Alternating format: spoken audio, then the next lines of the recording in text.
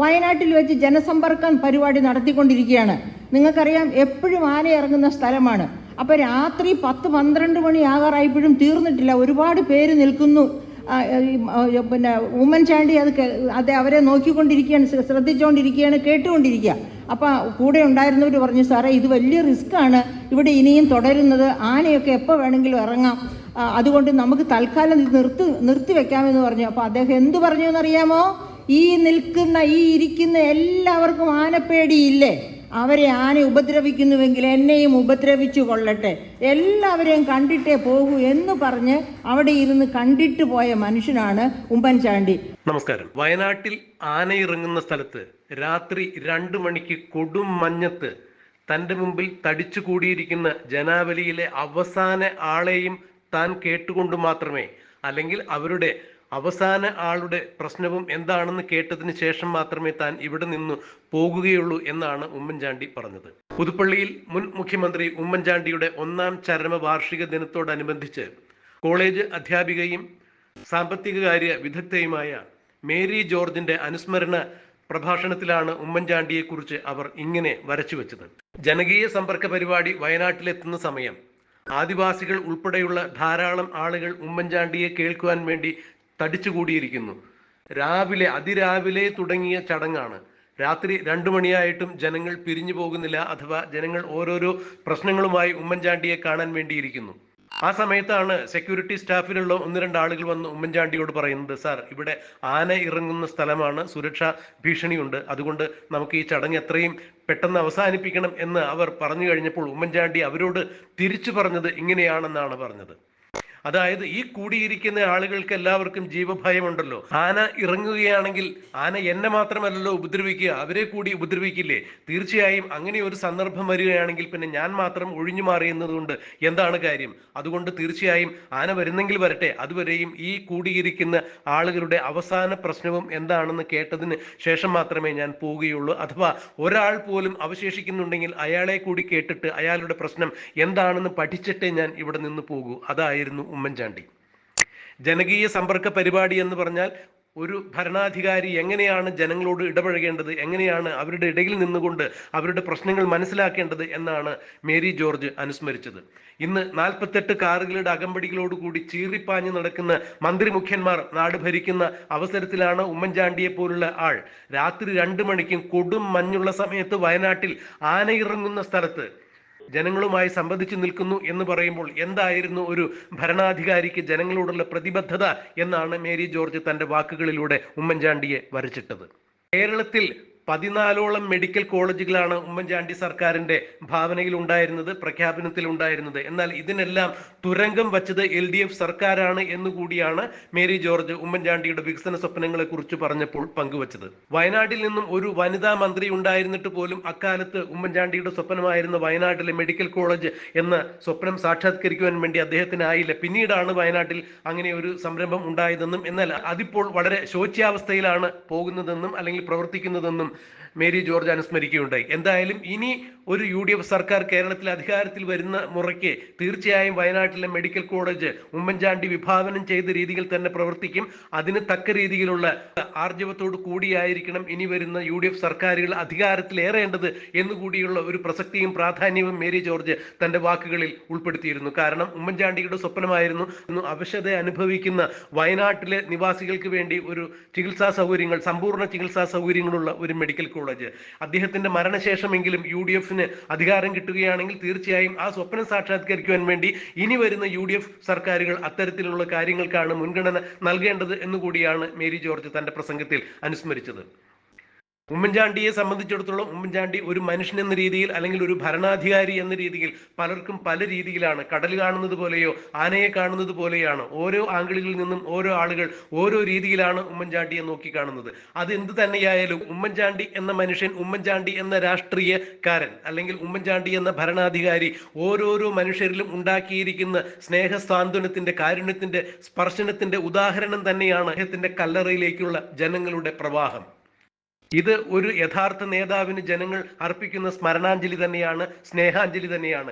ഇതിലും വലിയൊരു സ്മരണാഞ്ജലി ഉമ്മൻചാണ്ടിക്ക് ഇനി ആവശ്യമില്ല. അല്ലെങ്കിൽ ഇത്തരത്തിലുള്ള ഒരു ചടങ്ങുകളുടെ തന്നെ പ്രാധാന്യം എന്താണ് എന്ന് തന്നെയാണ് പലരും ആലോചിക്കുന്നത്. കാരണം ഒരു നേതാവ് മരിച്ചിട്ട് 1 വർഷം കഴിയുമ്പോഴും അദ്ദേഹത്തിന്റെ കല്ലറയിലേക്ക് കേരളത്തിന്റെ വിവിധ ഭാഗങ്ങളിലുള്ള ജനങ്ങൾ ഇപ്പോഴും ഒഴുകിയെത്തുന്നു എന്ന് പറയുമ്പോൾ ഏതെങ്കിലും ഒരു പ്രത്യേക ദിനത്തിന്റെ അനുസ്മരണ ചടങ്ങുകൾ ഉമ്മൻചാണ്ടിക്ക് വേണ്ടി ഒരുക്കുന്നതിന്റെ യാതൊരു പ്രസക്തിയും ഇവിടെ കാണുന്നില്ല എന്ന് തന്നെയാണ് ഉമ്മൻചാണ്ടിയുടെ അനുസ്മരണ സമ്മേളനത്തിൽ ഒത്തുകൂടിയ ആളുകൾക്ക് ബോധ്യമായ കാര്യം. ഉമ്മൻചാണ്ടി ഇപ്പോഴും ജനഹൃദയങ്ങളിൽ വസിക്കുന്നു എന്നുള്ളതിന് ഏറ്റവും വലിയ ഉദാഹരണം തന്നെയാണ് ഈ അനുസ്മരണ സമ്മേളനത്തിൽ കാണുന്ന ജനസഞ്ചയം എന്ന് തന്നെയാണ് ഓരോരോ പ്രാസംഗികരും എടുത്ത് പറഞ്ഞത്. എങ്ങനെയായിരിക്കണം ഒരു നേതാവ് ജനങ്ങളോട് ഇടപഴകേണ്ടത്, എന്തായിരിക്കണം ഒരു നേതാവിന്റെ ആദർശമുഖം, എന്തായിരിക്കണം ആദർശ സംശുദ്ധി എന്നിവയെല്ലാം ഉമ്മൻചാണ്ടിയെ കണ്ടു പഠിക്കണം എന്ന് തന്നെയാണ് പലരും എടുത്തു പറഞ്ഞത്. രാഷ്ട്രീയത്തിൽ ശത്രുക്കളും മിത്രങ്ങളും ഉണ്ടാവുക സ്വാഭാവികമാണ്. അത് രാഷ്ട്രീയപരമായ, ആദർശപരമായ, ആശയപരമായ കാര്യങ്ങളിൽ മാത്രമാണ്. രാഷ്ട്രീയത്തിലുപരി മറ്റ് കക്ഷി രാഷ്ട്രീയ ചേരിയിൽ നിൽക്കുന്ന ആളുകളിൽ പോലും സൗഹൃദവും ബന്ധവും ഉണ്ടാക്കിയെടുക്കുവാൻ ഉമ്മൻചാണ്ടി എന്നും ശ്രമിച്ചിട്ടുണ്ട്. അത്തരത്തിലുള്ള നിരവധി ബന്ധങ്ങൾ അദ്ദേഹത്തിന് സൂക്ഷിക്കാൻ കഴിഞ്ഞിരുന്നു. അതിന്റെ ഏറ്റവും വലിയ ഉദാഹരണമാണ് CPM-ലെ കൊടികുത്തിവാണിരുന്ന നേതാവായിരുന്ന, CPM-ന്റെ മുൻ ആഭ്യന്തര വകുപ്പ് മന്ത്രിയായിരുന്ന, CPM-ന്റെ സംസ്ഥാന സെക്രട്ടറി ആയിരുന്ന കോടിയേരി ബാലകൃഷ്ണന്റെ മകനും ഇപ്പോൾ CPM-ൽ പ്രവർത്തിക്കുന്ന സജീവ കോടിയേരി ബാലകൃഷ്ണന്റെ മകൻ ബിനീഷ് കോടിയേരി ഉമ്മൻചാണ്ടിയുടെ അനുസ്മരണ സമ്മേളനത്തിന് എത്തിയത് എന്നുള്ളത് എടുത്തു പറയേണ്ട വസ്തുത തന്നെയാണ്. രാഷ്ട്രീയത്തിന് അതീതമായി വ്യക്തിബന്ധങ്ങൾ സൂക്ഷിക്കുന്നതിൽ, അല്ലെങ്കിൽ അത് എക്കാലത്തും കൊണ്ടുപോകുന്നതിൽ അതീവ ജാഗ്രതയോട് കൂടി തന്നെയാണ് ഉമ്മൻചാണ്ടി എന്നും നിലകൊണ്ടിരുന്നത്. അല്ലെങ്കിൽ മനുഷ്യബന്ധത്തിന്, മാനവീയതയ്ക്ക് ഏറ്റവും കൂടുതൽ പ്രാധാന്യം നൽകിയിരുന്ന മനുഷ്യനാണ് ഉമ്മൻചാണ്ടി. കേരളത്തെ എങ്ങനെയാണ് വികസനത്തിന്റെ പാതയിലേക്ക് ഒത്തൊരുമയോടുകൂടി നയിക്കുക, വികസന കാര്യത്തിൽ രാഷ്ട്രീയം ഒരു കാരണവശാലും തടസ്സമാകരുത് എന്ന് സ്വപ്നം കണ്ടിരുന്ന ഉമ്മൻചാണ്ടിയുടെ 1-ാം ചരമ വാർഷിക ദിനം കൊണ്ടാടുമ്പോൾ പുതുപ്പള്ളിയിൽ തടിച്ചുകൂടിയ ജനാവലി തന്നെയാണ് അദ്ദേഹത്തിനോടുള്ള സ്നേഹത്തിന്റെ ഏറ്റവും വലിയ ഉദാഹരണമായി ചൂണ്ടിക്കാണിക്കാൻ സാധിക്കുന്നത്. ഇത് തന്നെയാണ് ജനങ്ങളുടെ ഏറ്റവും വലിയ സ്മരണാഞ്ജലി. ഉമ്മൻചാണ്ടി ഇപ്പോഴും ജനഹൃദയങ്ങളിൽ ജീവിക്കുന്നു എന്നുള്ളതിന് ഏറ്റവും വലിയ ഉദാഹരണം തന്നെയാണ് ഈ ജനങ്ങൾ എന്നാണ് മേരി ജോർജ് പറഞ്ഞത്. മേരി ജോർജ് ഉമ്മൻചാണ്ടിയുടെ അനുസ്മരണ സമ്മേളനത്തിൽ നടത്തിയ പ്രസംഗത്തിന്റെ പ്രസക്ത ഭാഗങ്ങൾ നമുക്കൊന്ന് കേൾക്കാം. വയനാട്ടിൽ വെച്ച് ജനസമ്പർക്കം പരിപാടി നടത്തിക്കൊണ്ടിരിക്കുകയാണ്. നിങ്ങൾക്കറിയാം, എപ്പോഴും ആന ഇറങ്ങുന്ന സ്ഥലമാണ്. അപ്പോൾ രാത്രി 10-12 മണി ആകാറായപ്പോഴും തീർന്നിട്ടില്ല, ഒരുപാട് പേര് നിൽക്കുന്നു. പിന്നെ ഉമ്മൻചാണ്ടി അത് അവരെ നോക്കിക്കൊണ്ടിരിക്കുകയാണ്, ശ്രദ്ധിച്ചുകൊണ്ടിരിക്കുകയാണ്, കേട്ടുകൊണ്ടിരിക്കുക.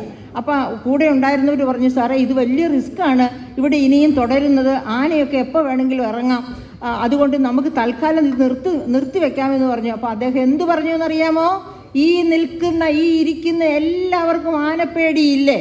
അവരെ ആന ഉപദ്രവിക്കുന്നുവെങ്കിൽ എന്നെയും ഉപദ്രവിച്ചു കൊള്ളട്ടെ, എല്ലാവരെയും കണ്ടിട്ടേ പോകൂ എന്ന് പറഞ്ഞ് അവിടെ ഇരുന്ന് കണ്ടിട്ട് പോയ മനുഷ്യനാണ് ഉമ്മൻചാണ്ടി. അതുകൊണ്ടാണ് പ്രിയപ്പെട്ടവരെ അദ്ദേഹത്തിൻ്റെ ഡെഡ് ബോഡി കൊണ്ടുപോയത് ഒരു കണ്ണീരിൻ്റെ പാരാവാരമായി നാം കാണേണ്ടി വന്നത്. അത്ര അതായത് അല്ലെങ്കിൽ 50 വർഷം ഒരു സ്ഥലത്തെ പ്രതിനിധി എന്ന് പറഞ്ഞാൽ എനിക്ക് തന്നെ പുച്ഛം തോന്നിയേനെ. അവിടെ അതിനേക്കാൾ ഉണ്ടോ എന്നറിയാൻ എന്തുകൊണ്ട് അവസരം കൊടുത്തില്ലെന്ന് ഞാൻ ചോദിക്കുമായിരുന്നു. പക്ഷെ ഉമ്മൻചാണ്ടിയെ പറ്റി അങ്ങനെ ചോദിക്കാൻ പറ്റില്ല. അദ്ദേഹം ഓരോ പ്രാവശ്യവും നന്മയുടെ നറുമണം പ്രസരിപ്പിച്ചുകൊണ്ടാണ് ഭരിച്ചതും കടന്നുപോയതും. ഒരു മെഡിക്കൽ കോളേജ് കേരളത്തിന് വേണം, അത് വയനാട്ടിൽ വേണമെന്ന് പറഞ്ഞു. അദ്ദേഹം പറഞ്ഞു, ടീച്ചറെ തീർച്ചയായിട്ടും ഞാനത് നേടിയിരിക്കുമെന്ന് പറഞ്ഞു. ഡൽഹി പോയി ഡിസ്കഷനൊക്കെ കഴിഞ്ഞപ്പോൾ ആ മെഡിക്കൽ കോളേജ് എങ്ങോട്ട് പോയി? പാലക്കാട്ടേക്ക് പറന്നുപോയി. അപ്പോൾ ഉമ്മൻചാണ്ടി സാറ് എന്നെ വിളിച്ചു പറഞ്ഞു, പൊന്നു ടീച്ചറെ, എന്നേക്കാൾ നയചാതുരി ഉള്ളവർ അത് ഡൽഹിയിൽ അതിനു വേണ്ടി വാദിച്ച് അത് പാലക്കാട്ടേക്ക് കൊണ്ടുപോയി. അപ്പം നിങ്ങൾ ഓർക്കണം, ഒരു വനിതാ മന്ത്രിയും വയനാട്ടിൽ നിന്ന് അന്നുണ്ട്. എന്നിട്ട് പോലും ആ വയനാട്ടിലേക്ക് ആ മെഡിക്കൽ കോളേജ് കൊണ്ടുവരാൻ പറ്റിയില്ല. എല്ലാ മന്ത്രിമാരും എല്ലായ്പ്പോഴും മിടുക്കരാകണമെന്നില്ല, അതുകൊണ്ടൊക്കെ പറ്റിയതാ. ആ മന്ത്രിക്ക് ഉണ്ടായിരുന്നെങ്കിൽ തീർച്ചയായിട്ടും ആ മെഡിക്കൽ കോളേജ് വയനാട്ടിൽ വരുമായിരുന്നു. പക്ഷേ ഉമ്മൻചാണ്ടി സാർ വിട്ടില്ല ആ കാര്യം. അദ്ദേഹത്തിൻ്റെ മനസ്സിൽ അതൊരു നീറ്റലായിട്ട് കിടന്നു. അദ്ദേഹം എന്ത് ചെയ്തു എന്നറിയാമോ? ഞാനും ശിവകുമാർ സാറും കൂടി അതിവിടെ ഇരുന്ന് സംസാരിച്ചു. അതായത് 14 മെഡിക്കൽ കോളേജുകൾ കൂടി കേരളത്തിലേക്ക് കൊണ്ടുവരാൻ, എല്ലാ ജില്ലകളിലും ഓരോ മെഡിക്കൽ കോളേജ്.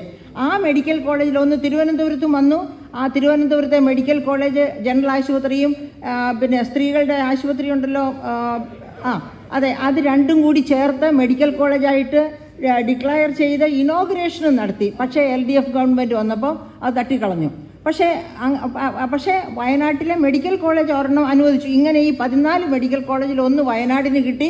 ഇപ്പോഴും പക്ഷേ എന്താ പറയുക, ഒരു പ്രയോജനവുമില്ലാത്ത രീതിയിൽ അവിടെ ഇരിക്കുന്ന ഡോക്ടേഴ്സ് പറയാറുള്ളത് ഞങ്ങൾക്ക് എങ്ങനെയെങ്കിലും ഇവിടുന്ന് ട്രാൻസ്ഫർ എന്നുവെച്ചാൽ ഒരു ഫെസിലിറ്റിയും ഇല്ല.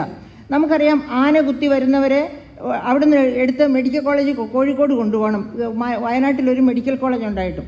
അപ്പോൾ ഇനി ഒരു UDF ഗവൺമെൻറ് വന്നാൽ മുൾമുനയിൽ നിർത്തിക്കൊണ്ട് വയനാട് മെഡിക്കൽ കോളേജിനെ 1ാം ഗ്രേഡ് മെഡിക്കൽ കോളേജാക്കി മാറ്റും.